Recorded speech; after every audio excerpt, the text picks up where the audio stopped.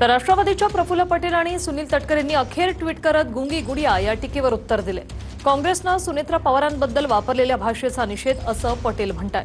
तर काँग्रेसनं गुंगी गुडिया विधान मागे घेऊन जाहीर माफी मागावी असं प्रफुल्ल पटेल आणि तटकरे यांनी मागणी केली आहे। काय ट्विट आहे पाहूया। उपमुख्यमंत्री सुनेत्रा पवार यांचा अपमान खपवून घेणार नाही असं सुनील तटकरे म्हणतात। काँग्रेसने केलेल्या अपमानकारक पोस्टबद्दल महाराष्ट्रातील महिलांची आणि सुनेत्रा पवारांची जाहीर माफी मागावी अशी ही मागणी त्यांनी केली। आता पाहूया प्रफुल्ल पटेल यांनी काय ट्विट केले। राज्याच्या पहिल्या महिला उपमुख्यमंत्री सुनेत्रा पवारांविरोधात काँग्रेसने वापरलेला अपमानास्पद भाषेचा तीव्र निषेध। पुरोगामी महाराष्ट्रात महिलांचा अवमान कधीही खपवून घेणार नाही।